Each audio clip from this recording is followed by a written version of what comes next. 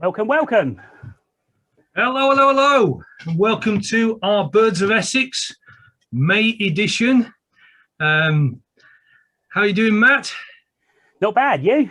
I'm good, thank you. Is Steve around? I can't see him on my screen. Has he just done a runner? No, I'm still here, mate. Do you know what? Have we been in a time warp for the last 3 months? Because last time we spoke, it was spring, and now it feels like winter. Oh, it's absolutely terrible, isn't it? The wind's been blowing about 50 miles an hour today. It's been raining all day. I've actually been quite glad to be at work.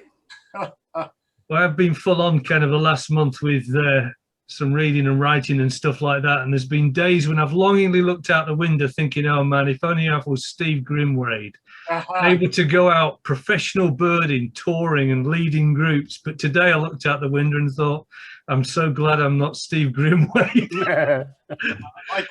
I was due out today and I had to cancel it because the weather was just atrocious. Yeah. And it's not, just not great to be out birding in 50-mile-an-hour winds, trying to hold the tripod steady. Exactly. I don't know whether anybody being stuff at the best of times, let alone if I'm being blown around. So. Yeah, reminds me of the Big County Birdwatch day one. Yeah, that was pretty bad. Yeah, but anyway, if anybody has been out today, I'd be interested to know where you've been and what you've seen. That'd be good, and particularly anything that you've seen around your areas or been out to see, woodchat, shrikes and the likes over the last month. Yeah. So please get in touch with us, feedback via the usual means. And I think, Matt, are you going to kind of share how people can get in touch? As normal, I think people are getting the hang of it now, but if you're logged into YouTube via your Google account, you can just use the chat facility on your device or your computer or even your telly. And just ask a question and we'll do our best to answer it. You can also ask questions via a mobile. So I've got a mobile number of 07930 530044. So that's 07930 530044. And I think Steve's got some Facebook details for us. Yep. So if you go onto the Essex Birdwatching Society Facebook page, and then you can contact us by sending a direct message straight through there and we'll pick it up. So if you've got any questions, send them in. That's great. Good evening to Jonathan Norgate. I've just logged into YouTube here and got your message, Jonathan. Is anybody else there? Say hello, and whereabouts in the county you're actually watching from. I know immediately before we came online, Matt's iPad started to do an update on YouTube. I can see now. So that's why I'm keeping my eye on that at the moment. Good. Well, we've got a great program tonight. As I promised last time, I've got some interesting news on black-tailed Godwits. We're also going to be looking at bird song and bird calls and identifying, particularly from bird song. And if you haven't already seen it, put a couple of videos up earlier in the week from my patch from last year, where I recorded some dawn chorus action around the patch, particularly songs. And so there's about 30 different species there that you can gen up on and either listen to and see if you can identify. And please do, there's some I've missed, so I was unsure of, so please kind of put them into the chat. And if you're kind of new to it and just getting to the hang of it, you'll actually see in the second video some of the names of the birds scrolling up that you're listening to. The other thing is you might want to wear headphones tonight for the bird song section, because that'll give you, quite a bit of clarity, particularly if kind of your speakers and stuff like that on your device are not the best. So, yeah. Anyway, where are we going to start? What's about? Matt, Steve, what you been seeing? Go on, Steve. So I go first? Well, obviously, as you mentioned earlier, Steve, I've been working, although some wouldn't call it work, but there you go, another story. Yeah, I've been working in Essex and Suffolk the last month or so, but yeah, been out birding in Essex. I haven't been out in the local patch, but certainly been out at various Essex sites. And if I can grasp the technology and share some screens, here we go. You got some pictures. Yeah, so a few pictures from the last couple of weeks. This was taken. It's a lovely cuckoo taken at Old Hall Marshes. Was it this week? Yeah, this week. God, the weeks fly by, don't they? But yeah, up to 5 common cuckoos at Old Hall this week, which was a real treat. Nice. And then I I did a walk up at Rabness, Essex Wildlife Trust Nature Reserve, and we had a few turtle doves. Not a brilliant photograph, the light was a bit rubbish, but this one was doing a lovely display flight, which is really good. And you can see a lovely neck collar and the scalloping on the back. So that's from Rabness. And this cracking little egret. Little egret, stunning. That was great photo, lovely exposure. And it's in real, like, pristine breeding plumage. Yeah. Obviously, if you can look a bit carefully, you can see those lovely sort of deep red, orangey feet. And then at the base of the bill on the bird's lores, they've got this lovely violet colour. So that was a real treat on that day when we had some really nice weather. I think that was Tuesday or Wednesday morning. Wednesday morning. It almost looks like a different species in breeding plumage, doesn't it? Yeah. You know? Yeah. You know, we're so used to seeing them with dark bills and yellow feet, but yeah. And yeah, really smart bird. And then I took many photographs trying to get a swift shot. About the best I could do with that. And Nice. then for you duck lovers out there, this is Abberton. The last few years has had these like weird escape type ducks turning up. I'm not really sure where they come from, but this is a yellow-billed teal from which originates from South America, but it's obviously jumped over someone's fence. And then it was this interesting bird, which is it's a mallard there, isn't there? Yeah, it's a mallard gadwall. Yeah, it's gadwall mallard hybrid. So so quite interesting to see. And this bird's been around since December, but it just tends to get dismissed amongst the old dodgy mallards. Yeah. And then back at Old Hall Marshes again, this was a grey partridge, which is lovely, pretty rare in our neck of the woods. Which not a great photo; it was quite hazy, but that was nice. And then we had this pair of gargany, and this cracking male gave us a lovely flyby. That's nice. Yeah, beautiful. Which pleased our group no end. So yeah, that's pretty much my. That's a really good shot. I love the way you can see the sort of speculum on the wing there, the wing markings. That looks really good, actually. Yeah, I like beautiful. That. Yeah, lovely silvery upper wings when they fly. Yeah. So so that was my month in 5 minutes. Like the detail in the upper tail coverts. I just saw a message flash in. I think it was Liz Huxley. It was definitely a Liz who's been at Frinton and seen fulmars today. Yeah. Oh wow. Yeah. I was going to say, I think Paul Brayshaw has been reporting there's 3 or 4 fulmars gone past. I think there was some Manx shearwaters went south today as well. Yeah. Always good to see. Well, I've kind of stayed fairly local for the month. Most of my birding's been in Ardley. I've had a couple of trips further afield. If I just do that, hopefully that's gone full screen. Oh, that's nice.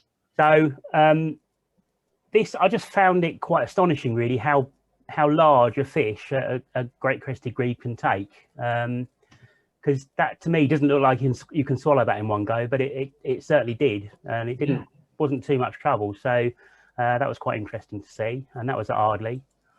I did pop across to Rabness at the end. This was literally at the end of last month because there was a ring ouzel turned up there, and I think it was joined by a female a few days later.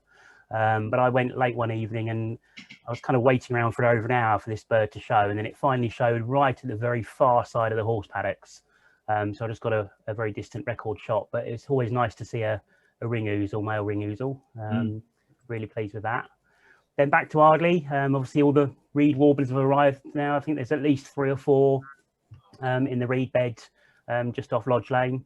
And I've been trying for a while to get a picture of a reed warbler, and quite pleased that one sort of popped out and managed to get a bit of a focus on it. So that was quite good.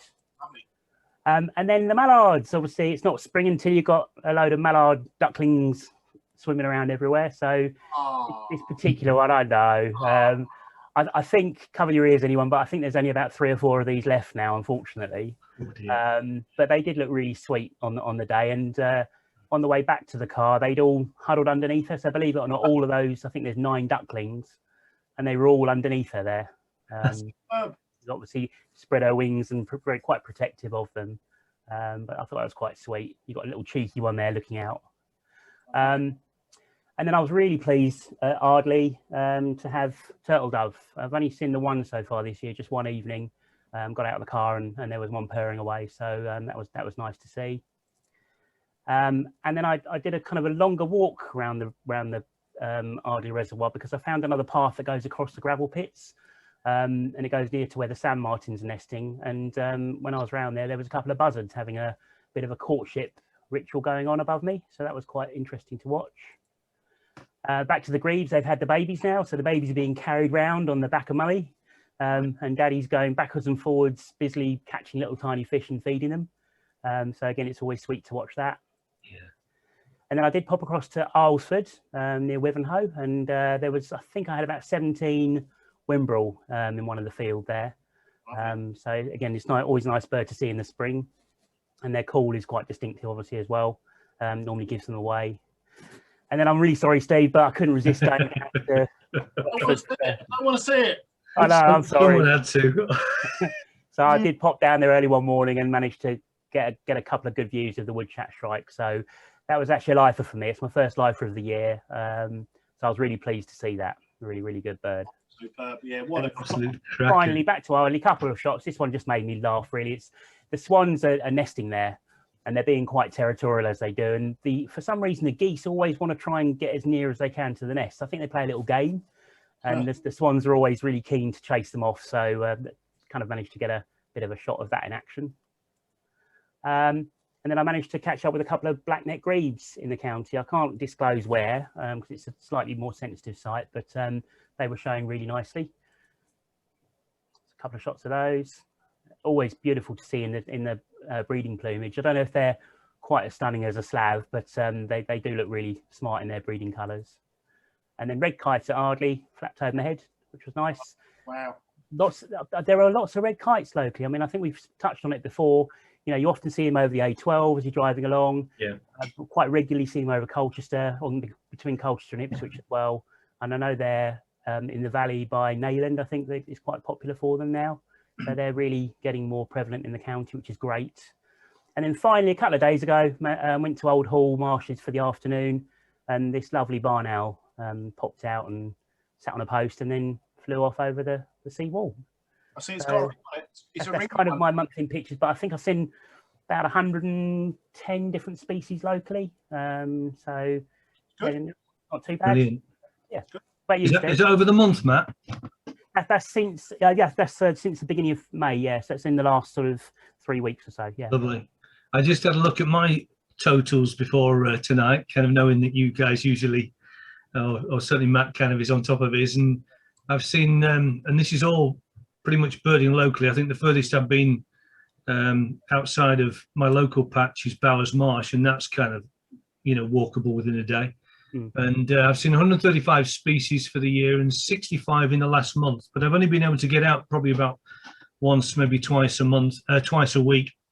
Yeah. For just a couple of hours. I've not had any time to really get out kind of on long stays, but this month, 1st to the 5th, I saw my first swifts. They came through. There was 3 over at Thameside Nature Park. Common Sandpiper. I saw my earliest common Sandpiper on the 1st again of the month. On the sandpit over here, and then I had a house martin as well. I know many have seen them earlier than me, but the 4th, they tend to be few and far between, very much decreasing. Might talk about that later. And then I finally caught up with a grasshopper warbler. Hey. That was a few days ago. I've had very, very brief little kind of reels from them as I've been whizzing around the area on my bike, a bit of exercise. But no, I kind of had managed to catch up with one. That was 3 days ago. Cuckoos, I think just a couple of days before the last show, we had our first cuckoo in locally. And then on the 7th, saw the first female. There were 3 over at East Tilbury. And but they're still, again, like a lot of the birds, during that early part of late April, early May, we kind of seem to be held up by the northerly winds.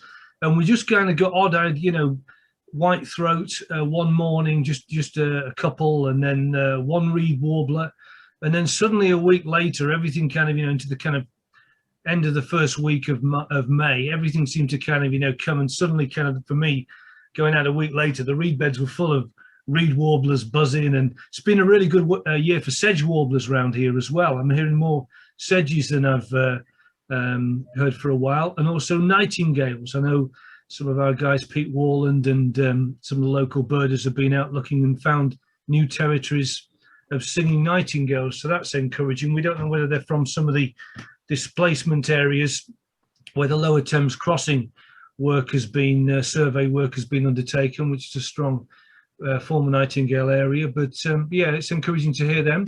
Yesterday I was out in the morning, had a few hours, 3 hours yesterday I was out, and I saw my first tern of the year. I'm pretty certain that would be a common, but it was too far away really to identify. So that's to go down as a comic, either a common or an Arctic tern.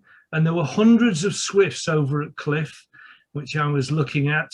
But unfortunately, from where I am, I can see over the River Thames to the Cliff RSPB reserve.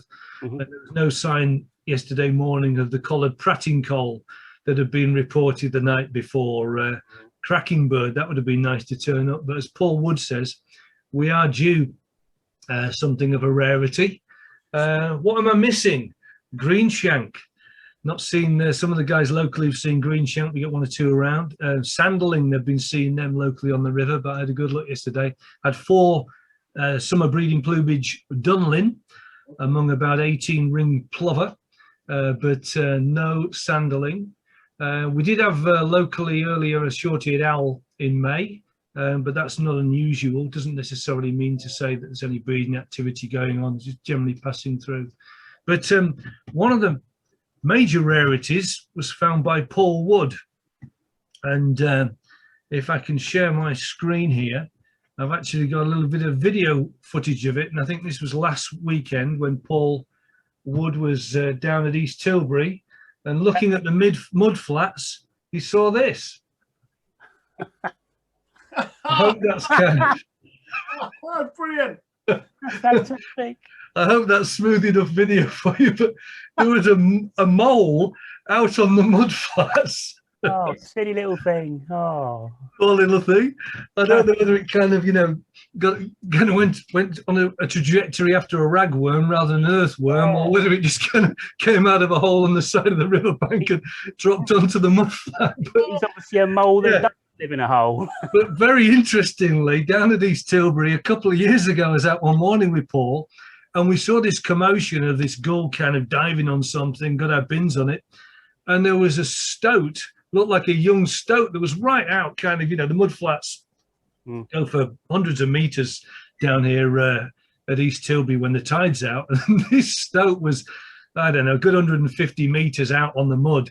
I don't know if it was trying to sneak up on the waders because there were plenty out there, but it didn't have a chance. But a great black-backed gull took a good look at it and kind of examined it closely, but didn't get near it. So it's scampering back. But then even more amazingly, Nick Lay, who watches the program, showed me some video and photographs a few years back. He actually had a monkjack deer climbing out from the mud flats that had crossed over the Thames from Kent. Wow.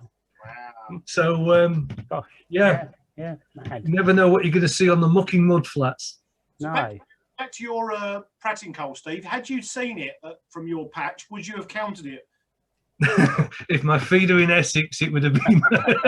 Yeah, I would. From Essex airspace. Yeah, but I'd need to kind of double. The challenge is it a collared pratincoll or is it another? Because from a distance, I'm certainly not going to be able to ID it. But yeah, I guess it would be a semi-patch to it. You know, I'd be kind of, trying to kind of lure it across really. Yeah. For the other guys as well. Good. So not seeing any turtle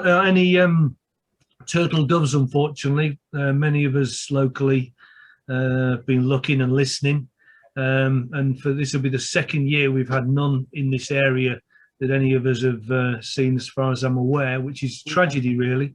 But there is that survey that the RSPB are doing. So if you do see turtle doves, please get onto our website or the RSPB PB website, and you'll see the details. And Bird of the Month, we were going to kind of ask our viewers to give us some feedback on what they think the Bird of the Month. There's been a few possibilities. Woodchat Shrike, as you say, Matt, kind of down at Rochford, which I too didn't manage to get the time to go over and see. Yeah, and I went on the day it wasn't there.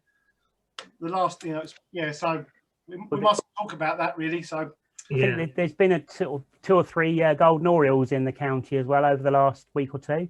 Yeah, What Tyler Country Nixon, Park last week. I think a couple of guys saw one. this week, yeah, and I think Sean Nixon had one at Old Hall Marshes, which was a really good record. And I know there's been a couple at the Nays as well. So yeah, I mean they're always good birds to see. Not that I've ever seen one. Again, that'd be a lifer for me because I'm relatively new to the game, as you all know. But Sean managed to get a couple of shots of the one at Old Hall. Lovely. A flight shot, and it did land briefly for him. And I think it kind of went, and there was a few people out looking for it. It was briefly seen again the following day, and then, as far as I'm aware, it disappeared for good. But what a beautiful bird to see, and I wouldn't mind finding a bird like that as a lifer because I don't think even I could get confused as to what that is. So yeah. No, and I was leading a walk at Lakenheath, which is a former nesting site for golden orioles, last Friday, in fact, a week ago today, and we heard one. We heard one singing. Couldn't pin it down. We heard it singing 3 times, and then it just went quiet. So I think there's been birds in Norfolk as well, haven't there? So yeah, lots have been going through. So fingers crossed. Looks good. There's been a few other bits and pieces around actually in the north of the county, just on the sort of Holland and Nays area. There's been a lovely male redstart, came in at the end of last month. Paul Brayshaw had 63 Wimbrel maximum count on the golf course at Frinton. It's nice. On the 5th of May, there was 10 Greenland wheatear. So they're the sort of slightly larger birds, aren't they? Slightly different colours on the breast. So they all came in on the 5th. Then 28th of April, there was a pied flycatcher reported in someone's garden. That was a lady that actually sent the sighting in to us at EBWS with a picture. Wasn't quite sure what it was. So we were able to confirm the identification as a male pied flycatcher, which again, lovely bird. And you don't often see the male in the spring in Essex. They tend to go straight through. Purple heron at St Osyth on the 3rd of May. Osprey over the Holland Haven Nays area on the 6th of May. And then Pomeranian Skewer with really lovely spoons, evidently. That went past at the end of April. Nice. And of course, the nightingales and turtle doves, as we were saying, back at Rabness and various other locations around the county. So always beautiful birds to see. And following on from what Steve said, if I just quickly share that, that's just a quick piece off of our homepage, just to outline, that's the turtle dove survey. If you just visit ebws.org.uk, that's on the homepage, and if you want to take part, I'm sure that the RSPB will appreciate it. Well done. So on the subject of surveys, I know many of you have been involved in the Rookery Survey that we've been conducting around the county. And if I just share this screen, and huge thanks to Chris Cater for this. If you're seeing that screen, that represents the survey around Essex that's been undertaken for the last few months on rooks, and there's been 293 different rookeries that have been surveyed there. And I won't ask you to count up all the little numbers, but again, Chris has done a clever bit of work with a piece of software whereby they represent the numbers of nests in each location, which total 5,647 nests. And that is a hugely commendable bit of work for those of our members and friends of the society that have contributed that. It's unprecedented, actually, and Howard Vaughan is overseeing that particular survey. He's going to put a small report in the Essex Birding magazine, which will be out shortly. It's going to print soon. So if you're not a member, then please join, and you'll get 2 copies of the Essex Birding Journal every year. There it is. Matt's showing you it. And yeah, and as I say, Howard has put a piece together on that. But we want to conduct this survey probably every 5 years to see just what's happening with our rooks. Farmland birds have been hit hard in recent years, and rooks, again, are part of that farmland bird group, and so we want to watch them and monitor them. But great work for all of those that have been out. I know some of you have really got into this and travelled far and wide and reported back. Thank you to everybody. That's been absolutely brilliant. You can still send details in to Howard, and it'll be on the website for a few more days before we actually kind of move on from it. But thanks again for everybody that's been involved in that. Don't forget as well, if you do join the society, as well as the Essex Birding Journal twice a year, you get this every year, which is the Essex Bird Report. And this is brilliant. It's a Bible of all the species that have been seen over the preceding year in Essex. There's graphs and charts, there's historical data, there's various data forms at the back as well, with first sightings, last sightings. There's the Essex Bird List, the official Essex Bird List in there too. So it's a fabulous publication. You can buy it separately if you're not a member and just want to purchase that, and you can email us and find out, or look on the website for details. But if you join, you get that free, and you also get 2 copies of the Essex Birding Journal as well as part of your membership. Yeah, well, good value, superb value. Cool, good. So, okay, where we're going to go now? We're going to talk about hirundines. I think kind of I was watching hundreds of swifts yesterday, and we actually have somebody who's monitoring nesting swifts in the Birdwatching Society, John Smart, who does a fantastic job, particularly working with housing development and local town plans and things like that, to try and make sure that if there's swifts nesting in areas where there's development, that swift nest boxes, there's these new brick type nest boxes and features that can be put into house development and building development and offices to facilitate swift nesting. And so John's been looking after that, and he gave us some notes, particularly on swifts. And then I think Matt's going to do something on IDing hirundines and swifts, which are our summer migratory species of swallow, sand martin, house martin. But with swifts, they're an absolutely amazing bird, totally amazing. What John tells me is that generally we'll get a few small forerunner flocks that come into the UK earlier in the year, but then now the larger groups actually arrive. And we've been seeing that through some of the numbers that John's been recording.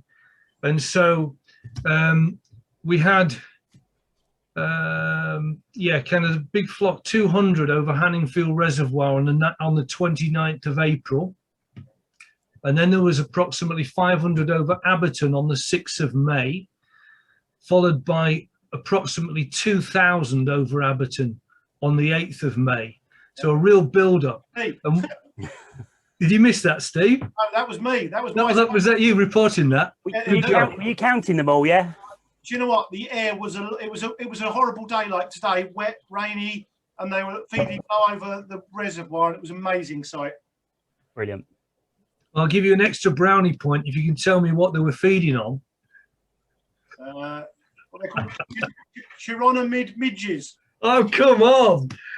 He's on the game today. You can tell he's not been out. He's been swatting up for the programme all night. Oh. Yeah. Crinonomids. Crinonomids.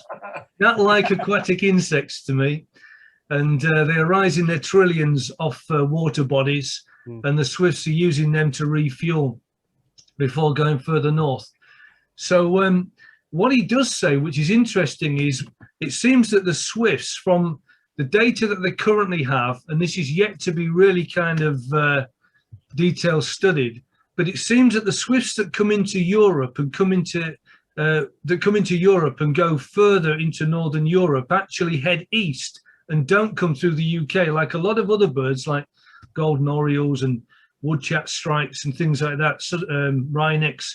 We can get birds that come into the UK on the kind of western side of their migration up into, Scandinavia, whereas apparently with swifts, that's not the case. The data at the moment seems to say that they split and we get kind of the ones that come into the UK coming in here and they stay, and the ones that go into Northern Europe actually avoid the crossing over the channel and actually take a landward route. So yeah, that's kind of interesting. Obviously they're doing more research with geolocations and things like that, but they're an amazing bird. They once a swift takes off from the nest last year, it won't touch down again until it breeds in a couple of years' time. And so they sleep on the wing, they mate on the wing. Absolutely amazing. But yeah, for lots of people, they look up and they see that shape, but what is it? Is it a swift? Is it a swallow? Is it a martin? We thought we'd try and kind of give you some tips tonight. So got those picks, Matt? Yeah. So, I mean, the first thing is obviously when you're looking at a swift, the shape gives it away. It's a very scythe-like shaped bird, very long, thin wings, quite a short, stubby tail, very dark bird as well. They just cut through the sky. The way they flap their wings, they keep their wings very, very straight, and they have quite a fluttery flight style. And the other thing you can also do, of course, is you can listen for them. So if you've got swifts maybe going to be breeding near you or thinking about breeding near you, what you will get if you're really lucky is you may get a party of screaming swifts, and they'll be shooting through the street, sometimes below roof level, making that beautiful high-pitched screaming noise as they go. Even if you don't get them at street level, they can still be making that noise up high, and it is very audible. So look out for very long wings, scythe-shaped bird, dark bird, maybe listen for the screaming noise too. And it's more to do with the way they fly. Their flight action gives them away for even a long distance. The other hirundine birds, we've got three more common hirundine birds in this country. So you've got the sand martin, which is top right of the screen here. You've got the barn swallow, which is bottom left. And you've got the house martin, which is bottom right and also in the middle. And basically the features you're looking for, the swallow, again, when it flies, the flight action of the wings is a bit different. It tends to have slightly more folded wings when it flies. It just flaps its wings slightly differently and maybe a more prolonged wing flap than the other two. The streamers on the tail are normally very long and easily visible.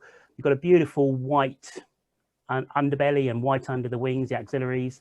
And then you've got obviously this dark head and the red throat as well. And you can just see it in this picture here. And so they're a fantastic bird to watch, and often you'll see them low across the water feeding, maybe taking water from the water surface. The sand martin is a smaller bird. I think it's the smallest of the hirundines, and brown in colour. So when you see it at distance, if you get a half decent light on it, they just look brown. They've still got the white underneath, but they've got the brown neckband, which gives them away.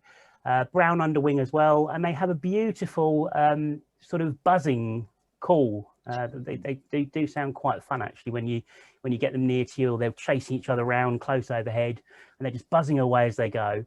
Flight action is quite flappy on a sand martin, so shorter winged, broader looking wing because they're shorter, and they just have a slightly more flappy flight action. So again, it's something that you can learn with a bit of practice, and I'm still practicing.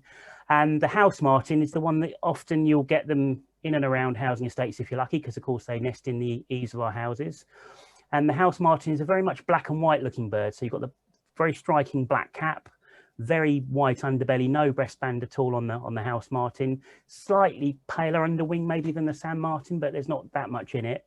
But of course on the rump, that's why I put this smaller picture in the middle. If you get a view of the top side of the bird, they've got this very broad white rump and a slightly more forked tail than the sand martin. So sand martin's probably got the least forked tail, then house martin, then swallow.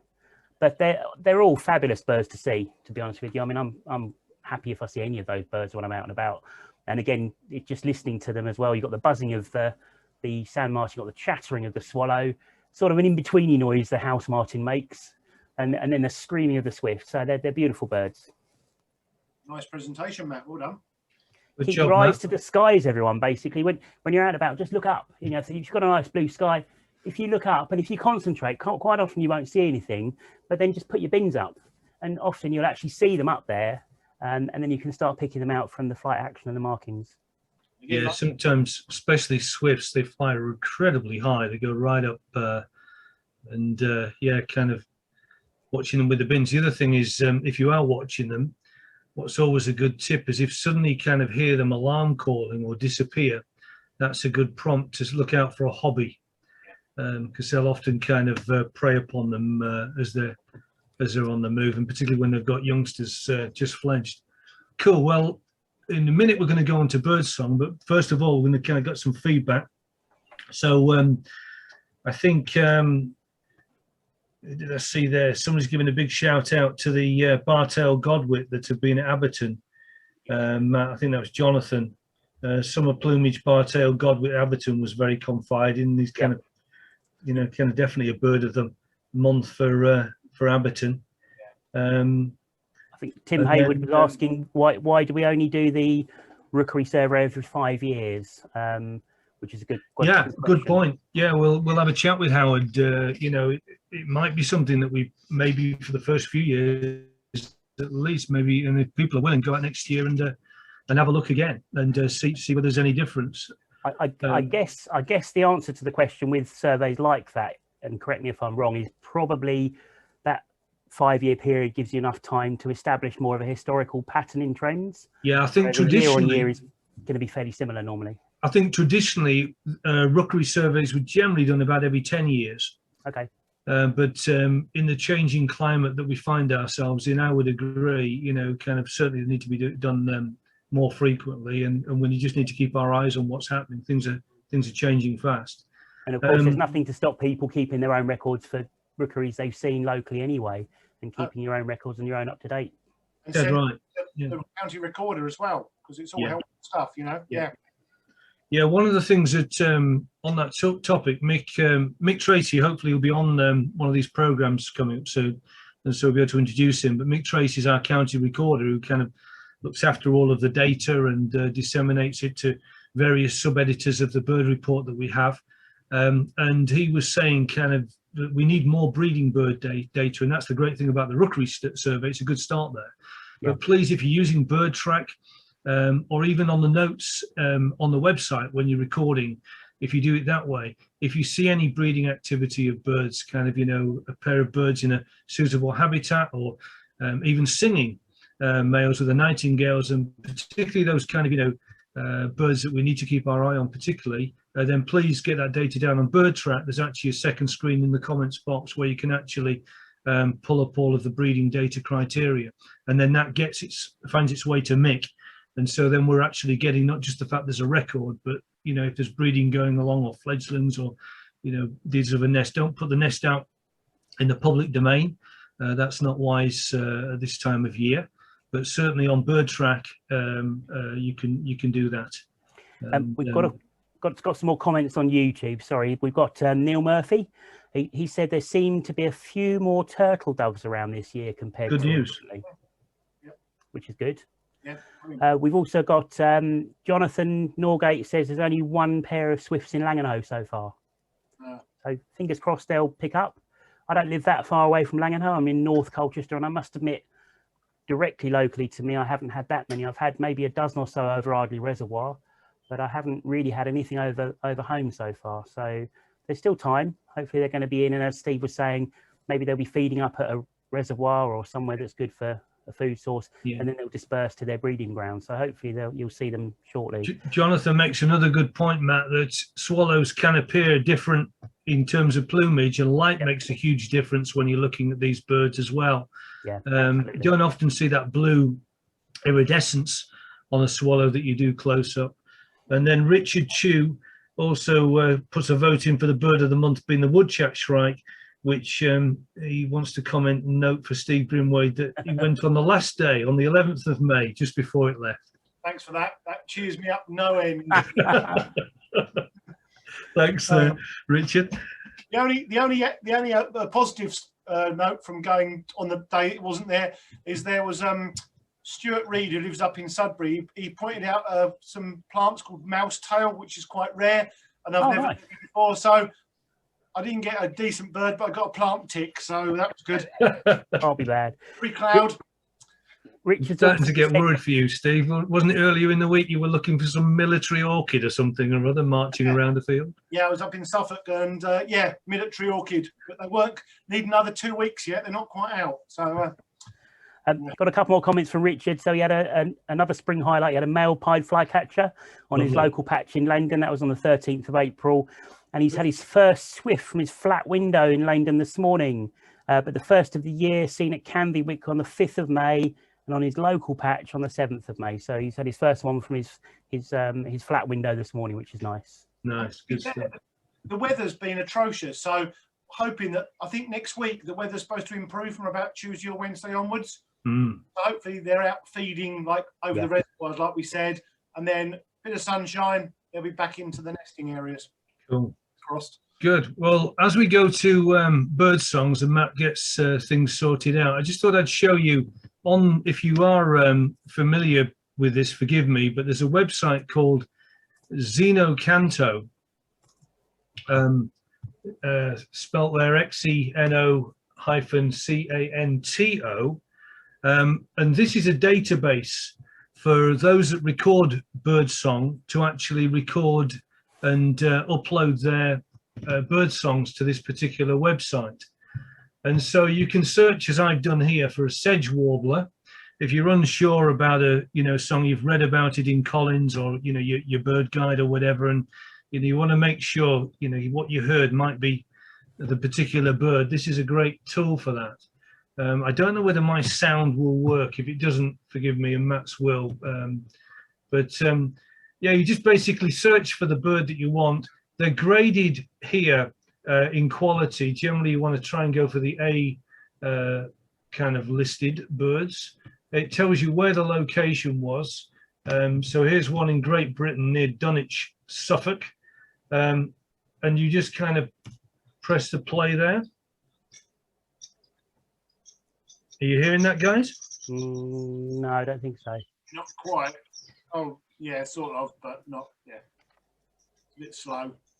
Okay, but that's basically Xenocanto for those of you that might want to have a look at that. Over to you, Matt. Yeah, the other thing that's pretty good on Xeno as well is that it tells you in one of the columns what the bird was doing, whether it was singing, calling. Yeah. And quite often that can be useful because don't forget, of course, you can load it on your phone in the field. But I think there are also some apps. I don't know if you've got the screen ready, Steve. Yeah, I have. Let me just leading into it nice and smoothly and professionally as always, as we always do. And here we go. So there are some apps available, and I don't know if Steve wants to talk us through what these do. Well, basically, I'm not 100% au fait with it. I've not tried them out, but in the last week or two, quite a few customers of mine have been using them. So there's 3 different apps. Well, there's probably more, but these are the top 3. And basically, they allow you to record the bird song that you hear, and then you can either upload them to a database, and the database will tell you what the bird song is likely to be, or it gives you like the top 3 likely choices, a bit like Shazam, for your pop music or whatever. So the first one is this one. It's BirdNet, which is run by the Cornell Lab of Ornithology. So the same people that do eBird. And again, you record it, upload it, and it goes. And also, your recording goes into the Cornell Lab database. So you're contributing towards some science here. That's the first one. Then there's one called Bird Up. I believe all of these work on Android or Apple, but don't quote me 100% on that. And then there's this one, Chirpomatic.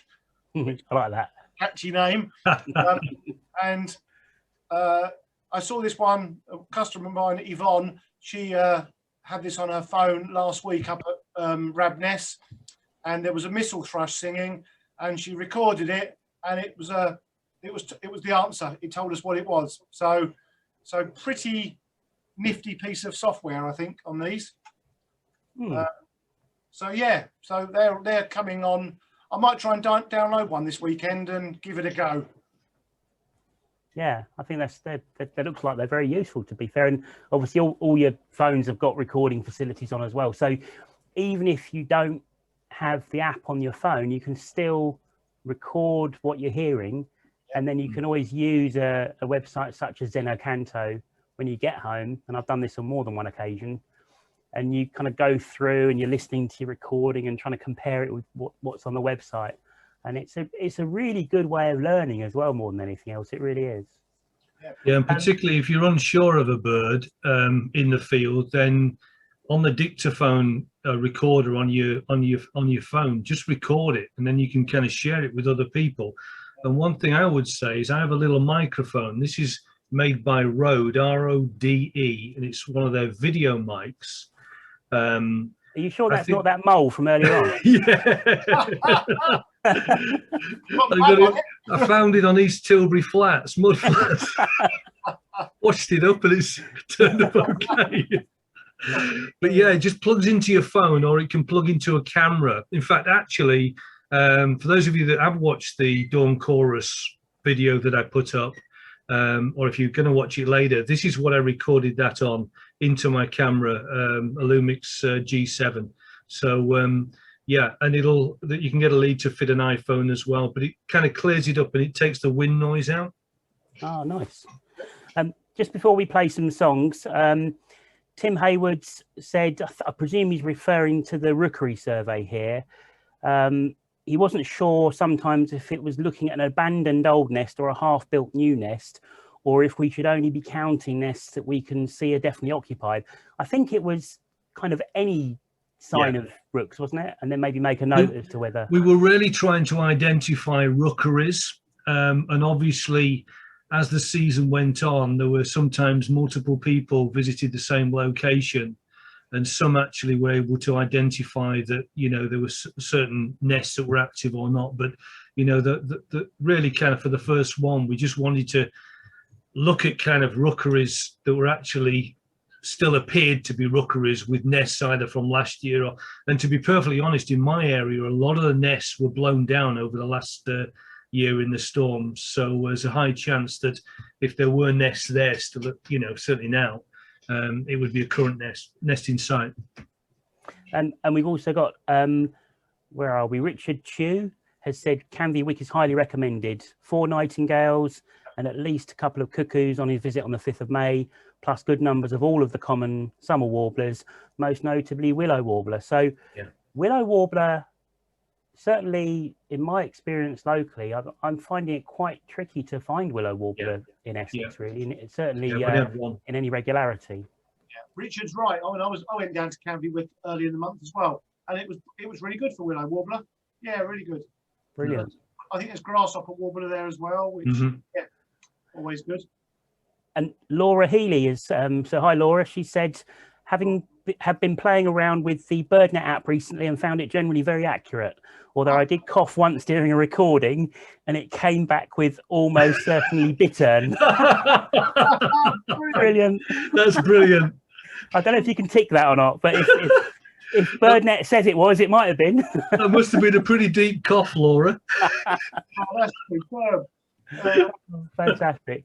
Right, should we do some songs? Yeah, come on. Hold on, where's my camera? Get your microphone out, Matt. Yeah. I'll get the guitar. Yeah, we've done that already, haven't we? I'm not going to sing. Don't worry. So what we've done, we've kind of chosen 8 of our more common British species, I suppose, and we've tried to choose birds that sometimes can cause maybe a little bit of confusion. And if I play the first track, we've got Blackbird, followed by Missel Thrush, followed by, I think, Song Thrush on this one. So if I just play it, it's about a minute long. Just make sure you're hearing this.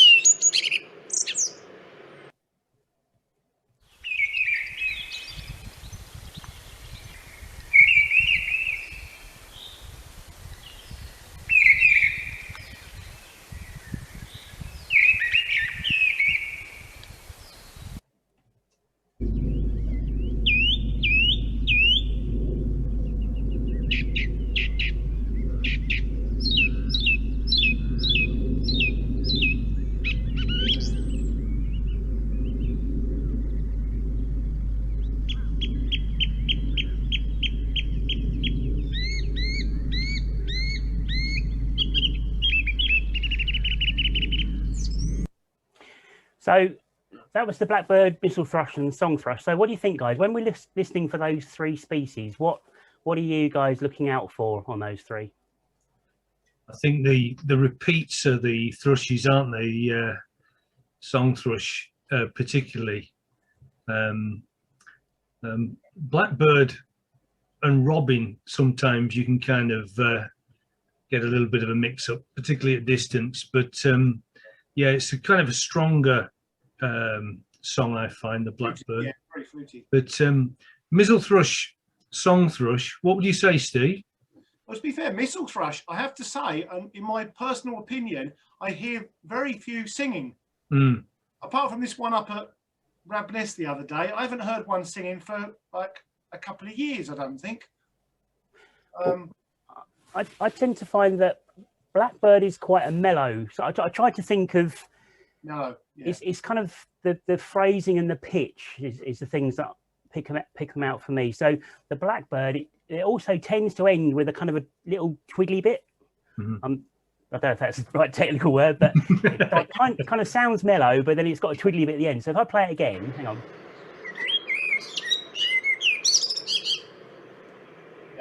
Yeah. So you've got mellow, and there's a little tweaky bit at the end. So that's kind of how I try and remember blackbird. Now, mistle thrush, because one of the things I've been doing to try and learn bird song, not necessarily successfully, but I've actually been using some CDs, which I think we're going to just briefly chat about in a minute. But mistle thrush, it seems to me it sounds quite melancholy. It sounds quite sad. It's like a minor key, and it's really sort of, and it's answering itself as well. There's always like a phrase and then a pause, and then it's like it's answering its own question. That's the way I always think about it. So again, if you listen to this,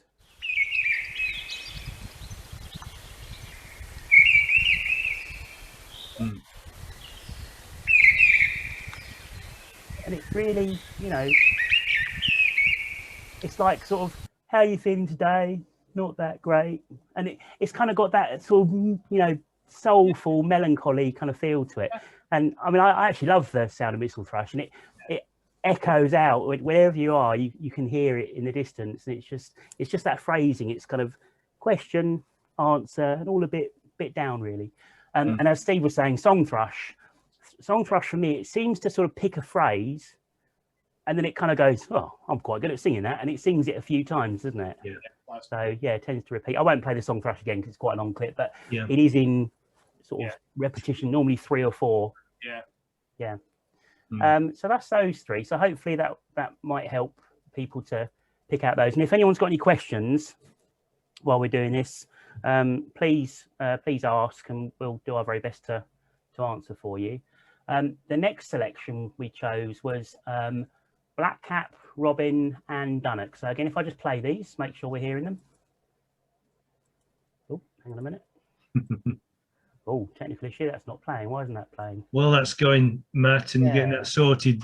Tim Hayward said, I hear a blackbird that sounds a bit amateur, not quite up to the regular blackbird standard. And then it's a mistle thrush. Oh, brilliant. Right, here we go, I think. I would say the same between mistle thrush and song thrush. Sorry, I'll start again. Right, so these are working now. Sorry about that. I don't know why they weren't working. So we'll start with blackcap, and then it goes into robin, and then it finishes on dunnock. And again, hopefully the volumes are about right. Fingers crossed.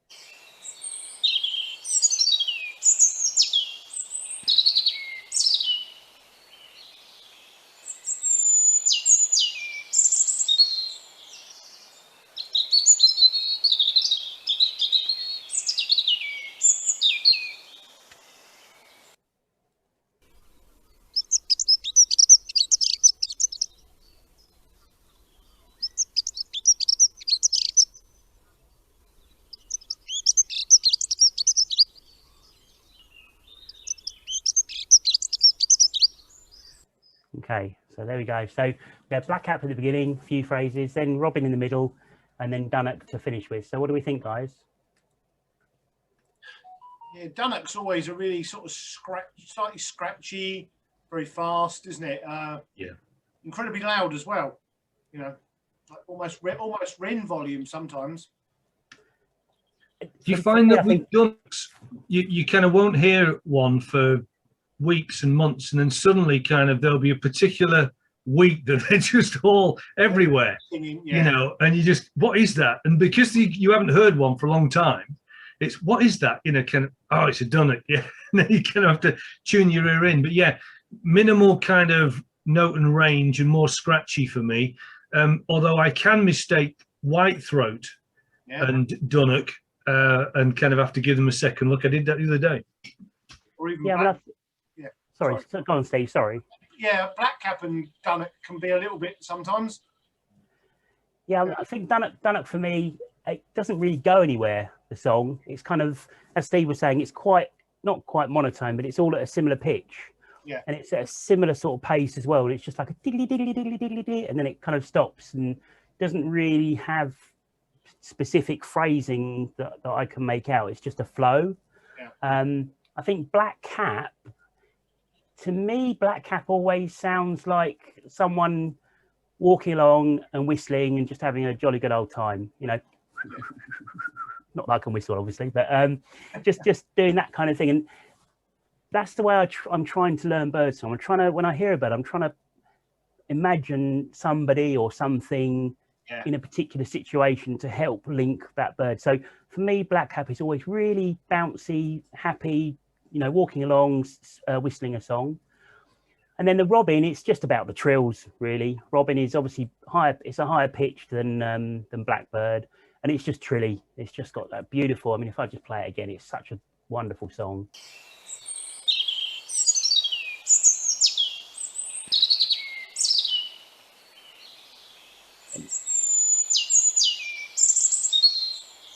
And they're just trilling along, and chilled out, isn't he? Chilled out and just kind of enjoying himself. And again, so he's not busy like a Blackcap. Blackcaps is a busy type of song for me. Yeah, I mean, Blackcap, again, just go back to it. Yeah. And, you know, if you can imagine somebody sort of, as I said, walking along and just bobbing along, really briskly walking, have a nice time on a spring morning, maybe.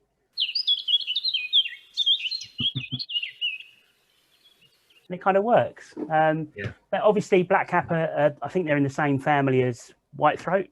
Yeah. So they can have that kind of a scratchy element to them sometimes, and of course Garden Warbler as well, which we haven't got on here, but again, they can be a little bit scratchy too. So that's those three. I don't know if we've got any, while I'm loading the next ones up, I don't know if we've got any questions, guys. Let's have a little look. Nothing from me. I apologise for everyone's listening and they can hear noise in the background. It's because I'm out in the conservatory and it's raining at the moment. So I'm just like keeping my fingers crossed it doesn't torrential. Thunder, you kind of load up one of those apps, Steve, and record it and see what it says it could be, you know. You know what? Funny enough, you can't see that. I'm just downloaded BirdNet. I will say that I think Chirpomatic might be like £3.99. Okay. App, but I have got I've downloaded BirdNet. So we've got a couple of comments here. Let's have a look.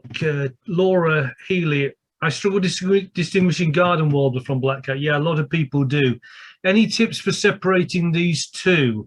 And also Richard, I think, has agreed with that as well. I find with Garden Warbler, although I am struggling with them when I have seen them, we don't see a lot in the county, really. Certainly in the south of the county, we get very few. But Garden Warbler certainly has more buzzes in the song. And a little kind of, you know, scratchy breaks than Blackcap for me. But yeah, it is a tricky. I don't know whether you want to say anything on that, Steve. How do you distinguish Garden Warbler and Blackcap? Yeah, it's sort of one of those things where you just need to be out in the field. For me, I mean, I'm sort of one good tip, which has nothing to do with actually the song, but Garden Warbler, when it sings, when it stops. If it's, I can't get it right now. if it's more than a 3-second gap between when it stops singing and starts singing, 99 times out of 100 it's a blackcap. Right. It's only a 1 or 2 second gap. It's a garden warbler. And for me, that works all the time. I mean, yeah.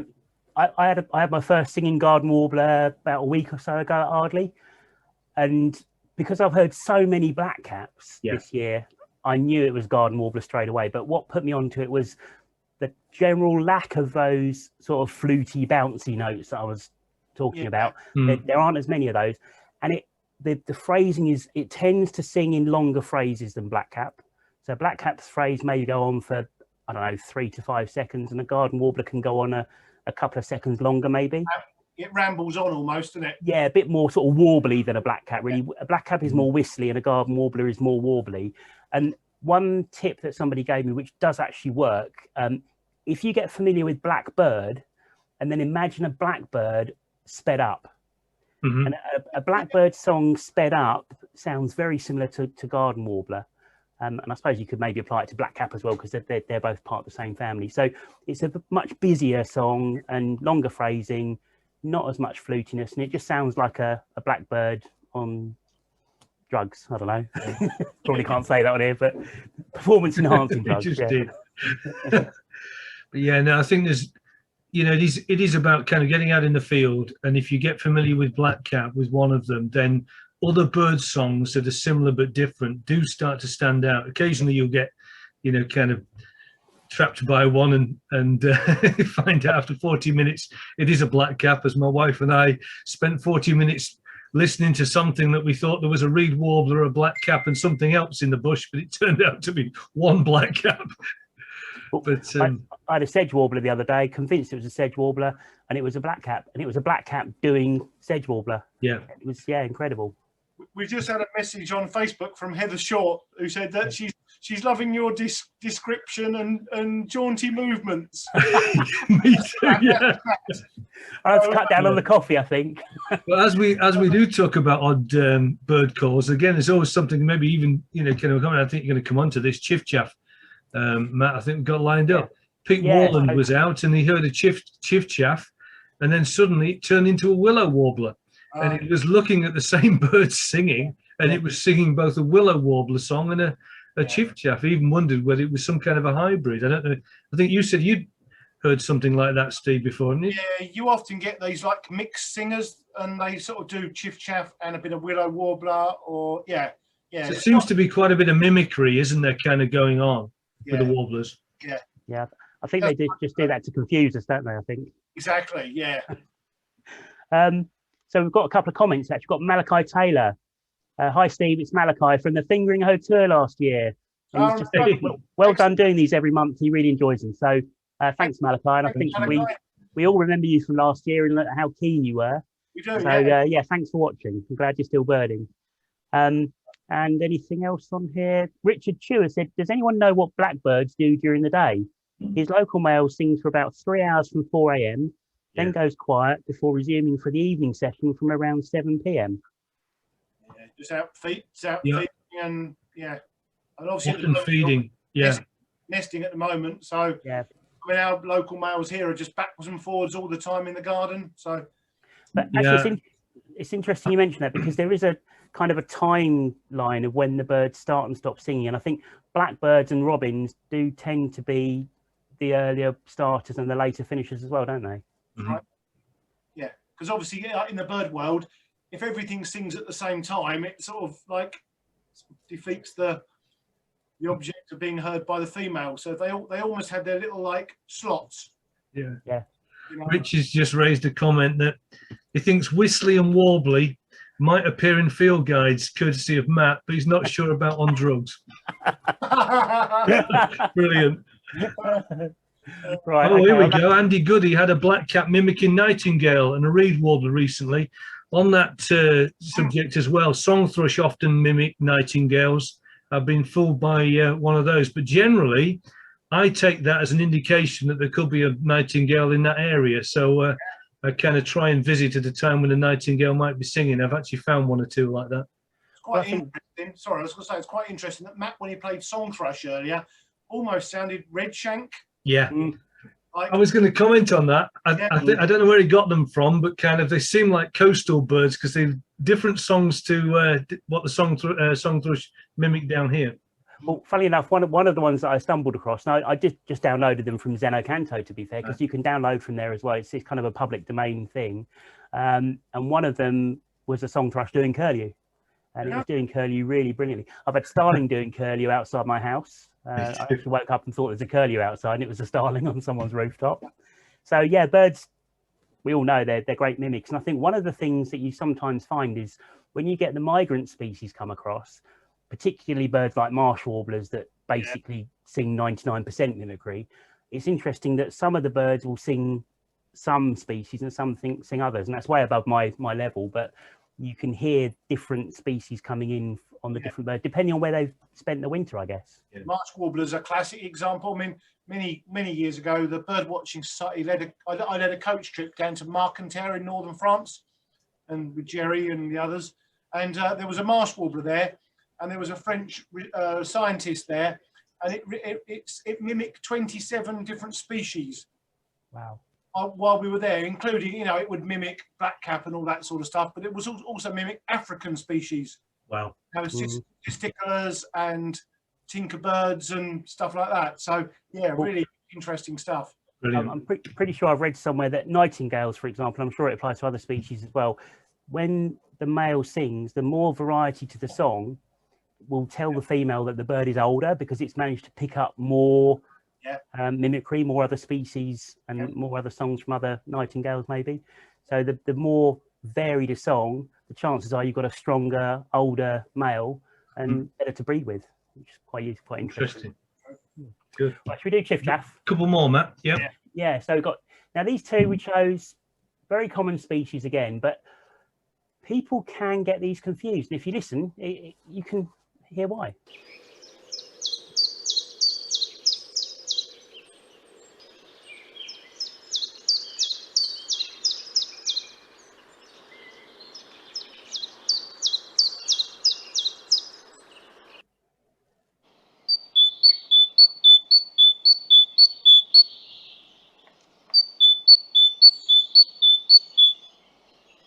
So there you go. So obviously chiff chaff at the start, and of course we had great tit at the end.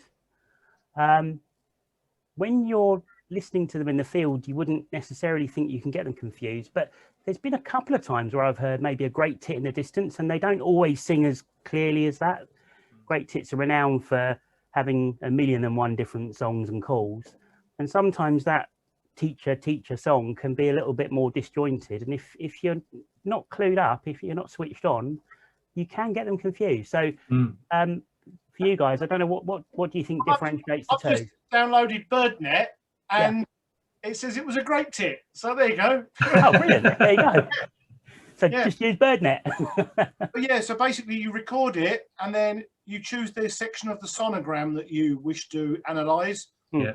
And it says it's almost certain, it's detected species ranked by probability, and it's almost certainly a great tit. So brilliant. Very good. Because some people actually find the sonograms, the visual waveform, helpful to, like Matt was saying, you know, in terms of you have to kind of imagine a particular action or something of the bird, if he's not actually mimicking it himself. But yeah, you know, and for some people, maybe sonograms, which Zenocanto has as well as those apps, may help you. But for me, kind of, I've got a musical ear, so it's all about kind of pitch and timing and rhythm. Yeah. And so for me, the chiff chaff is much more of a sweeter, a mellower chiff chaff of a similar kind of emphasis of note, whereas the great tit generally has a higher impact and emphasis, more of a whistle on each, and again a slightly different. It's not a smoother time. It's more abrasive. It's more, you know, kind of in your face, almost like kind of when this vehicle is reversing thing, and then they kind of get the beep beep beep beep beep kind of sound coming, kind of yeah. Good. Yeah, I mean, I tend to agree with that, really. I think chiff chaff, the notes seem to be just a little bit more separated to me, so it's very much chiff chaff chaff, there's that bit of a break between the notes, whereas the great tit, usually it's a bit more flowing. So teacher, teacher, teacher, and it tends to be more of a continuous phrase rather than that broken phrase of chiff chaff. Yeah. And remember that good old thing, if you can't identify, it's either a great tit or a chaffinch. Yeah. That's still Brilliant. works. So that was the songs we got. Now I did do some calls. I don't know how we're doing for time, guys. So I don't know if we want to briefly touch on. It's the same species. It's just some of their more sort of widely recognised calls. It's up to you. We can either do them quickly now or save them for next time. Maybe do some bird calls. What do you want to do? I don't mind. We'll really quickly run through. Let's do. We'll just have a quick chat. Got Song Thrush and Blackbird. These, to me, I've managed to find two that sounded quite similar but slightly different. So Song Thrush, Blackbird. So they're kind of quite similar. This is more of a sort of an alarm call, like an alert call. But I think the Song Thrush is a little bit higher pitched. Yeah. A bit more squeaky. And again, the Blackbird just sounds just that little bit more mellow. Yeah. Then let me close that one down.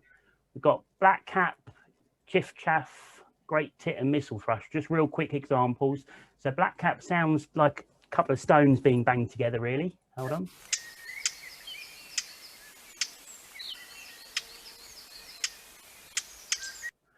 Now, unfortunately, there are quite a few birds that sound like that. Wren sounds a bit like that. Robin maybe sounds a little bit like that. Lesser whitethroat can sound a bit like that. But Black Cap is very much, if you imagine two pebbles just banging together, it's the kind of noise that you get from those. So I'll just play it once more.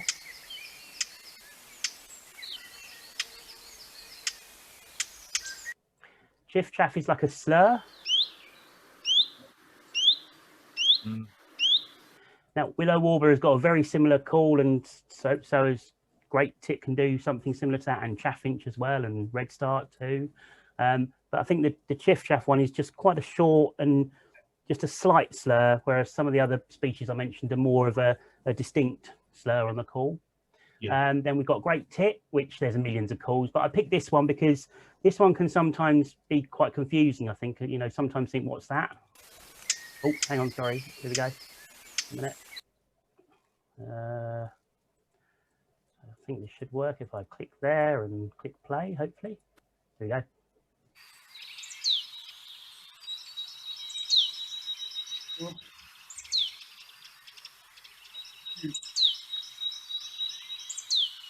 So I had a Great Tit doing that at Old Hall Marshes the other day, and I had to think to myself, what is that? And I thought it might be a Great Tit or maybe Chaffinch, because I think they can do a similar type of call. I don't know if I'm right there, Steve.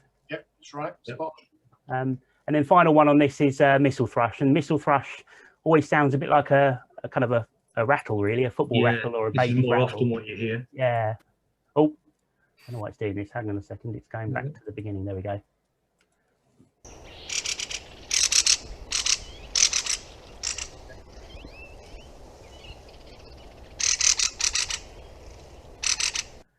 So quite a sort of buzzy, rattly kind of a call. And again, you'll often hear that as they fly around the treetops.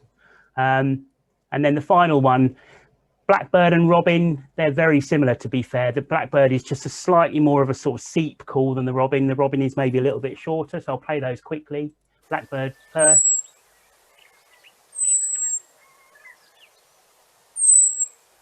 And then Robin. Very similar. Yeah. Yeah, a bit higher pitch. And then finally got Dunnock. Yeah, very short and yeah, more of like a little whistle. repetitive. Okay. Yeah. So that's cool. I'm aware that time is ticking, so we won't go into those too much. But you can see there are some big similarities on calls. So the thing to do is just to take your time, maybe try and see the species as well if you can, and make a recording, as Steve was said, and download one of those apps or check on Zeno Canto and just look and listen and learn and enjoy more than anything, really. Yeah. And there are some CDs out that you can actually purchase. That's one of the ones that I've used in the past. Bird Songs and Calls, UK, Collins. Jeff Sample does it, talks you through it. Matt's got some more. And actually, what's the email, Matt, that people contact us on? Oh, blimey. If you want to email us, the best one is probably ebwstalks@gmail.com. Okay, So, ebwstalks@gmail.com. And if you like that, then I'll give you that if you contact Matt. First one to contact Matt, ebws at I'm going to do it now. ebwstalks@gmail.com. ebwstalks@gmail.com, yeah. Okay. But yeah, I mean, seriously, guys, these two particularly, I had these in the car literally non-stop for a year, and I think Tina, my other half, wanted to kill me by the end of it, because one of them is just track after track, and it's kind of black-throated diver, and then you hear a black-throated diver, and great tip, and then you hear a great tip. But it's a really good way of learning. Obviously, it's only one recording of one bird, but it really does help. To be fair, she might have wanted to kill you, but she was right top notch on a Willow Warbler and Shift Chaff. Yeah. But the other thing you can do, and obviously just if you email Matt on that email for the disc there, put your name and address, and I'll post them out to you free of charge. But if you don't win it, then what you can do on Zeno Canto, you can download any of those bird calls, and you could actually create your own CD or MP3 on a stick to go in the car. And if you name the file as the name of the bird, then you don't have to have black-throated diver appearing on the radio. You can actually just read it off the screen of whatever's playing if you've got one of those display type functions. What was the CD that you had, Steve? Sorry, you held one up. Yeah, sorry, yeah, that's fine. It's similar to what you've got. I've just got the bird songs of This Is Europe. Oh, wow. Yeah. So that's a 10 CD set. Who's it by? Jean Rocher, French Yeah, singer. I've got the Jean Rocher one as well. There's But like I'm holding 10 on to that one. There's all these 10 different CDs. Blimey. So it's a bit more, just covers a bit more of a wider area, really. But they're very good. There is another website. I'm trying to think of it. It's called Sound Approach. Check out that website. Yeah, really good. And they've got free downloads of, again, some of the rarer birds that might just pop up. Stuff like bee eater and things that you might just catch a call of. And I know some of the kind of more advanced birders listen to that particular material. So their ears are tuned in for anything that might be a little bit kind of rare that turns out. That's the Sound Approach website. Okay. Cool. Had a few more contacts. So Malcolm Cresswell, hi Malcolm. He's texted in to say a few years ago on an EBWS visit to Wethersfield Airfield, we had a jay mimic a tawny owl to scare the rooks off their nests. Yeah. How clever is that? Wow. And I read the other day, I think a male cuckoo can imitate a sparrowhawk to get the reed warbler to vacate the nest for long enough for the female to come in and lay the egg. Yeah. Amazing. I think we've got some more on YouTube as well, I think, haven't we, Steve? Yeah, I saw somebody had they had a starling that, and I have too, that mimics a buzzard. A number of times I've heard a buzzard, looked up and just seen a starling on a lamppost nearby. And then was there somebody else, starling mimicking a siren last spring, which is a sad sign of the escalating pandemic. That was Richard Chew. Brian Bolton has the starling mimicking a common buzzard. I don't know whether he lives in Linford, but I do too in Linford, where I live, Brian. Yeah. I think Richard's also asked or challenged us to explain common chiffchaff, Iberian chiffchaff, and Siberian chiffchaff. So, Say that for next time. Yeah, I think that's a whole other program. I mean, Iberian is like a three-stage song, if I remember correctly. Yeah. Siberian, I think, has got is it a level call or a slightly down slurring call compared to common chiffchaff? And again, the actual song itself is ever so slightly different as well. But I must confess, I'd probably have to do a little bit more homework. We'll have to I know the Iberian is a three-phase song with three distinctly different phases to it. I know I took a trip to Windsmere last year to try and see a Siberian, I think it was a Siberian chiff-chaff that was up there doing the chiff-chaff. And but I couldn't conclusively identify it. I did hear what may have been it, but And obviously there's some very small visual differences as well, but again, it's tricky, definitely. Yeah. Right, what's next, guys? Right, let's do black-tailed Godwits. Oh, I'm excited to share this, and I hope you kind of find it as exciting as me. In I think it was the March program, I shared that I'd seen some black-tailed Godwits. We had a couple of thousand black-tailed Godwits, which are a wading bird. You see a picture of one in a moment, down on the River Thames. And some of them had coloured rings on their legs. And I was able to read about 10 of them. And if I find, you have to kind of bear with me as I kind of go through these screens. Have you got, Matt, can you help me here, a spreadsheet on the screen? Well, I can see the folders. No spreadsheet. Yep, nothing yet. Nothing yet, right? Okay, let me stop that share. I've obviously picked the wrong thing. It's on my screen there, so we should. Let's try that again. Share screen. I don't want screen 2.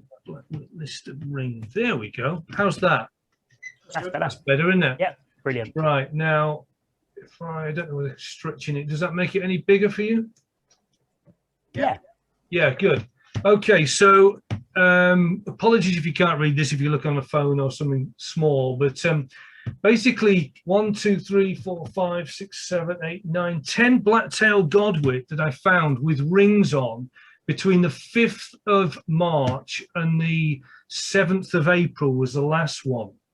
And I reported these to Jenny Gill and the BTO, where they actually have the people that administrate and run these ringing programs where they put rings on birds' legs to monitor their movements.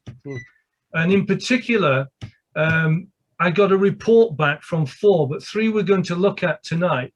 This black-tailed Godwit here, BYOGYG, is the letters there stand for the colours of the ring. So we've got blue, yellow, orange above the left knee, and green, yellow, green below above the right knee. And that was seen. That was with a flock of 1,405 at East Tilbury on the 5th. Then we've got blue, yellow, blue, white with thin black lines in a white ring, which is BYBW stripes, equal sign. And then we're going to look at this particular bird, dark green on the left above the knee, dark green and then a light green. I thought it may have been white, but very light green, and orange and white above the right knee. So that is GL0W. So let me bring up this picture and we'll introduce our first bird. So if I share that screen and I go there, have you got that little flock of black-tailed Godwits? I'm sorry, the picture might not be super clear, but I'm hoping you can see this one in the middle here that's got its back to us. And this is BYB, blue, yellow, blue, and then the white with the equal sign, the 2 stripes in. First time I've seen a bird with this kind of, we were discussing when I first showed this, Steve, whether that was a single ring or whether it was 3 rings and the black is the gap between. Yeah. But actually it is a single ring. Wow. With the black stripes on it. Huh. And so interested, I don't know how they get that on the leg, but yes, it is a kind of a single ring. Now, let me just kind of quit out of that and show you this, because when I gave them the details, they got back to me with this. Are you seeing that? Yes, yeah. Okay, so as you can see, black-tailed Godwit, and here's the blue, yellow, blue, and the white and the black stripes there, the ring pattern. And this particular bird turned out, it was ringed, as you can see. I don't know whether you can read that. If you can't, in Loft Beg in Cork Harbour. So Loughbeg, is that in Ireland, Loughbeg, Southern yeah. Ireland, Yeah. by Barry O'Mahony. And Barry got in touch with me.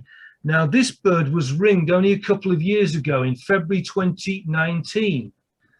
And what was really interesting about this bird is it seems to have moved across almost in that year to Essex. So he wasn't sure whether this was an Essex bird that was off course and found itself in Ireland and they caught it there and ringed it, or whether actually there is this cross sidewards movement, lateral movement of black-tailed Godwits. But this bird seems to now be predominantly being seen in Essex. So I like the way that Ed Keeble's been friends with it for all those times, and then as soon as Simon Cox saw it, he scared it off. It disappears for a year. Yeah. And it kind of left them the sunny shores of Mistley in the north of the county and decided to hide down in East Tilbury where I saw it. So this bird, the information I got from Brian, it was ringed as an adult, and it was the first bird that's been recorded to have crossed from west from Ireland across to Essex. So that was kind of interesting. It's quite exciting. So I think it's really cool that you get this kind of data back about these birds, and also you kind of link up to names that you know. I've met Simon Cox. I've not met Ed Keeble, but seen his reports, and the fact that around the county between us we can be creating a network of observations and sightings that are actually helping science and build a picture. Well, I have more, as I say, because this is actually the youngest, or certainly the most recent of the birds that was ringed. So if I go to this one, I don't have a photograph of this bird, but this bird we're going to look at is BYOGYG. So let me share my screen on this. Get that ready there. Because this one is actually about 7 years old. And so we're getting a lot more data from this particular bird. Yeah. Yep. So it was first ringed in Icon, is that on the River Old? Yeah. Yep. By Mike Pratt and Mervyn Miller. And Peter Potts is the chap who administrates this particular scheme. And this bird is a female and was ringed as an adult female in Suffolk. So we know that this bird is at least 8 years old. It will be older because it was ringed as an adult. But notice the journeys it's been on. It started off in October in 2013 in Suffolk, and then seems to have found its way down by the end of November to Exminster Marshes, where John Walden saw it. Then in March of the following year, it's down in Ringwood, an area I used to fish, down in the Avon Valley, before September of that year. And again, notice the big gaps where these birds are not seen, because obviously they're traveling distance and, you know, can be kind of away from the possibility of observation. But Frampton Marsh in Lincolnshire, it turned up that autumn. So these birds are migrating from a southern, either overwintering here or elsewhere, as we're going to see, and then going north, often up to Iceland or Norway, where they actually breed. And so this bird actually has been predominating again the east coast and down on the south coast. And then in October of 2015, it's at Stutton Mill, Suffolk. Again, Ed Keeble and Simon Cox saw it in 2015 from our county. But then on the 17th of March 2016, having been in the Avon for January, it turns up in the Netherlands. So it's likely already making a move north, migrating. Would you agree, Steve? Yeah, quite likely. It's gone east, which is interesting, isn't it? Yeah. So just different feeding area. yeah. So Yeah. so then in the same year in July, in the 1st of May 2016, it's in Iceland, which is a traditional location for them to breed. Yeah. So it's gone up the east side of the country from south over to Holland and then across northwest up to Iceland. But then interestingly, in July of 2016, this bird is back at the Loch of Stathbeg in Aberdeenshire. So it's obviously kind of, I don't know whether it could have, was a failed breeder. We know it's, did I say it was a female? Yeah. So whether it's kind of a failed breeder, I don't know. I don't know if Simon knows more of this, but it's very interesting that it's kind of been all the way up in May, quite early to get up to Iceland, and then kind of back by the end of July. And then it spent the autumn in Manningtree. Again, Simon Cox and others saw it. Again, Ed Keeble is seeing this bird regularly. And then also a friend of mine, I think this bird was seen by Graham Glombeck, who's a local bird at East Tilbury. And he saw it in 2015 on Mucking Flats. So it has visited our shores before. But fascinating. Sorry, Steve. Yeah, it's fascinating. Just going to say that I think like the things like spotted redshanks, the female leaves the male with the young. So they might tend to they arrive first in sort of July. So maybe we're the same with Godwits. Could be. I did wonder about that. Yeah.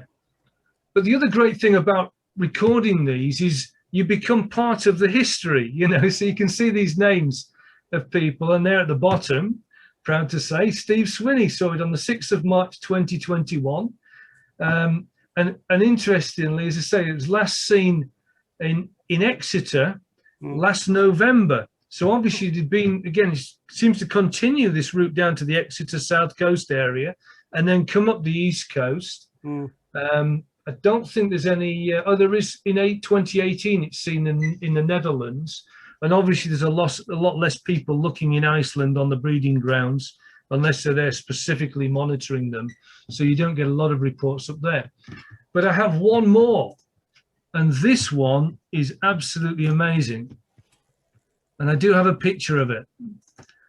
So this bird here, I'll share my screen. Okay, can you see the ringed godwit there? Yep. On the left-hand side, we're looking at this one here. And this bird is the green over light green, orange over white. So this one's Glow, Glow.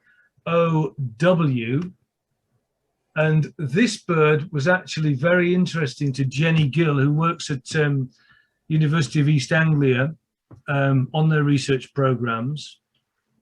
And she sent me a lot of data on this bird, which let me load that up now and share this with you.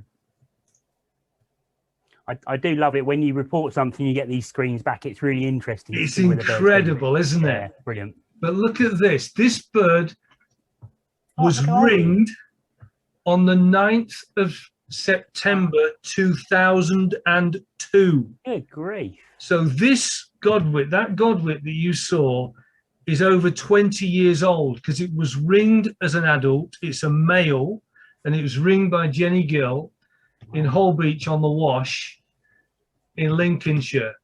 But then note what happens. It's there in September. By October, it's flown down to Brittany in northwest France. And it's overwintered in Brittany in France before, in June, making its way back to, Steve, what's that called? Yeah. Steve was it Iceland and that place in northern Iceland. Wow. And then by September again of the following year, it's definitely given the Wash from its previous year experience of being caught and ringed a wide berth. Definitely not going back there in September. It's down in France again. And so this bird is going Iceland, possibly the UK, touching down, certainly down to France, where it's been seen. In March, it's on its way back through Norfolk and seen there. Back in France by winter 2004. And again, 2005, Northwest France. Next seen, January, it was in France. May, it's up breeding on the breeding grounds in northern Iceland. You know, what fascinates me about these things as you're scrolling through is that the birds, I think, Steve, you just said they're sight faithful. Yeah. They remember where to go. I mean, I can't remember how to get to work sometimes. You know what I mean? It's you know, I have to get a sat nav out to go to places I've been to before. So these birds, they're up in the air. Everything kind of looks roughly the same up in the air, doesn't it? And it's all just land and water, and they remember exactly where they're going to. Go on, Steve. I was going to say, has it over the what was it 20 years? Is it like where it is now? Is it found new places? I wonder, or well, it's in Kent. I'm looking, and we're seeing more sightings of it in Kent and in the Thames estuary. Still visiting the Wash, but still going down to France. Yeah. This is 2016. What is interesting about this bird is in 2018 it was seen on Mucking Flats. That wasn't me that was reporting. On this, I don't have the names of the people. I'm going to try and find that of who actually reported it. But it was in Mucking Flats 2018. That's the first recording of it being in Mucking Flats. But then between 2018 and 2021, nobody saw it or reported it. Yeah. And so Jenny was really, chuffed that this report came in and we'd seen it, because obviously it's still alive, still going. Now, is it still kind of as a male going up there, or is it, loitering a bit? This is the amazing stuff we don't know. Because obviously during those key years, it looks like they were doing significant survey work and going to Iceland to engage these birds when they reach their breeding grounds. And obviously funding for that is, limited on these research projects for particular times. But yeah, it is truly fascinating. But what it also says on the back of what you said, Matt, is how important our areas are for these birds, and how this kind of recording can make a huge difference, when it comes to somebody wanting to do a big development or a DP world or whatever in these areas, to make sure we've got that data and we can see the importance of these locations to these birds. Because otherwise, we're going to lose them from the county, and potentially, too many developments of that nature that destroy a habitat are going to, basically kind of force that bird over the edge. Yeah, it's definitely very important to report your breeding sightings. I think Steve Grimway did a piece which is on our homepage. Yep. I've actually got the page here, Matt, in case anybody wants to know. Go to the BTO website, and it's here, bto.org, and then the science. They've got actually online ringing and nest recording, and at that particular site, you can go to the online ringing site, and it'll lead you through as to where you need to be. But what an amazing story, Oh, incredible. I think the Blackwits as well, you guys can probably correct me, but there's a site, I think it's Limosa is the site to go to report Blackwits, but you can go to BTO as well. But I think there's a specific Blackwit one, which I think that does go through to Jenny Gill. Let me just share this before we go. Here's the journey. I've actually mapped on Google Maps where it goes from where I am down here, up to that place with a strange name in North Norway, Skagafjordur, is 1,206 miles. But then it doesn't stay here, as we know. It actually goes down to this area in Brittany, North France.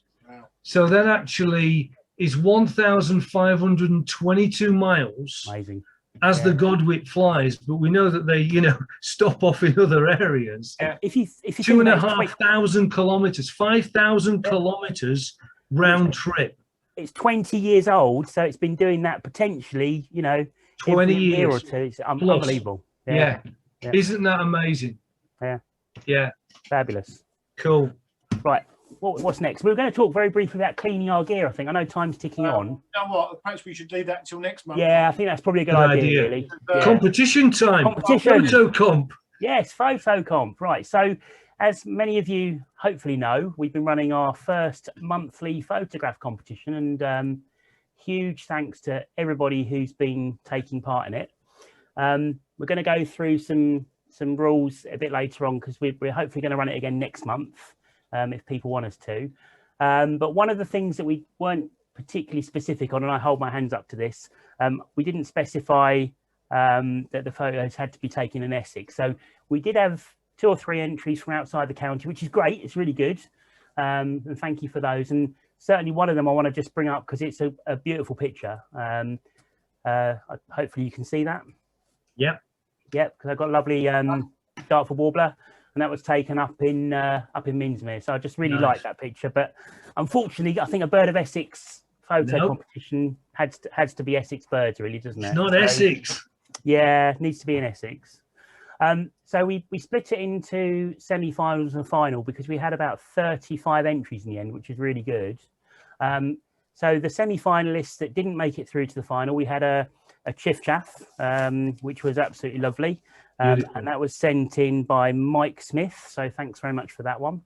We had a skylark, and the skylark came in from Martin. I can't read my own writing. I think it's Martin Jordan. Sorry. Nice. And again, beautiful picture of skylark there. Thanks very much for that. I think this one was very popular. This was the ladies' winner. It's a great picture. The racing ducklings or dashing duckling. And that was John W on Twitter. His handle is @5'7". So I'm not sure what the surname is, but really nice picture. And thanks very much for sending that in. And then the other one that didn't make it to the final was the long-tailed tit that came in from Ken Hudgell. And again, beautiful picture, lovely bird, really nice pose. Lovely spring picture as well with a blossom like the chiff chaff. My wife beautiful. Definitely rated those.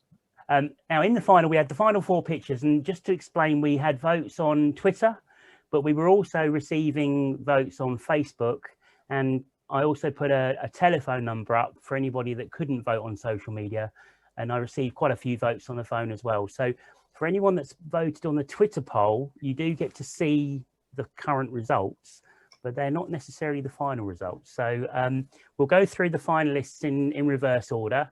So finishing in a very commendable 4th position was this picture from Liz Huxley.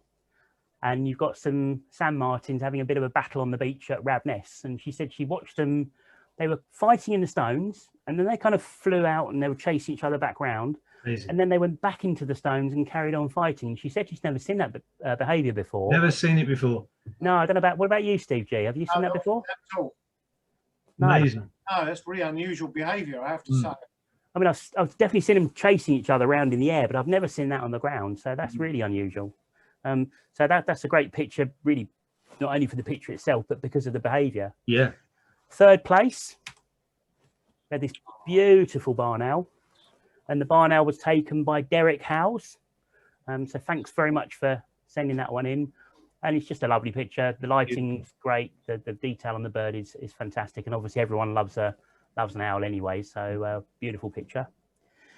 2nd place, guys. So what do we think 2nd place was? Little gull or kingfisher? It was little gull. Little gull. That was stunning. That was my favourite. Beautiful. I mean, to be fair, I must admit, it was my favourite as well. I think that was the birder's choice. Yeah, it's a cracking bird, brilliant bird, and the lighting on this picture. Stunning. Shows everything you need to know, don't you? With that darker underwing for ID and that kind of straight line across the head, black beak.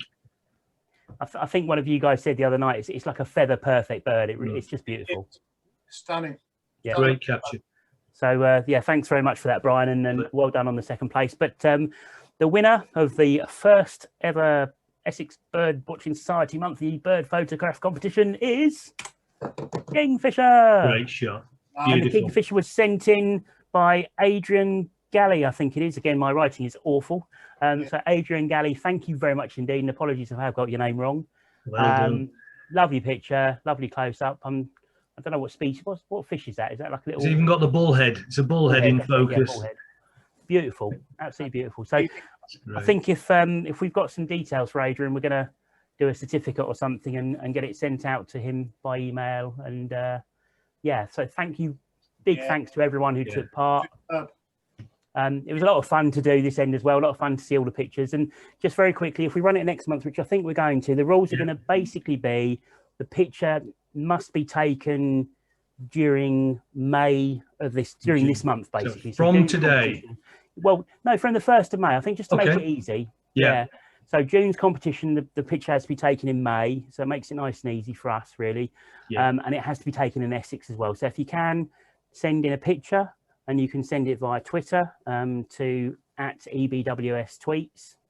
You can send it via email to ebwsphotos@gmail.com. And I think you can also post it onto our Facebook site as well if you just put on there that you're going to be entering the competition. I will post some details on the 1st of the month, there or thereabouts, when we start it again. And we'll do the same thing. We'll run it for a couple of weeks or so. That then gives us a week to do the sorting and voting. And then we'll announce the winner in next month's birthday. Sounds good. Yeah. As far as picture with your name and when and where it was taken, and that would be absolutely fantastic. Thank you. Brilliant. Thank you. Yeah, thanks for those of you that responded this last time, sent 30-odd pictures. It's brilliant.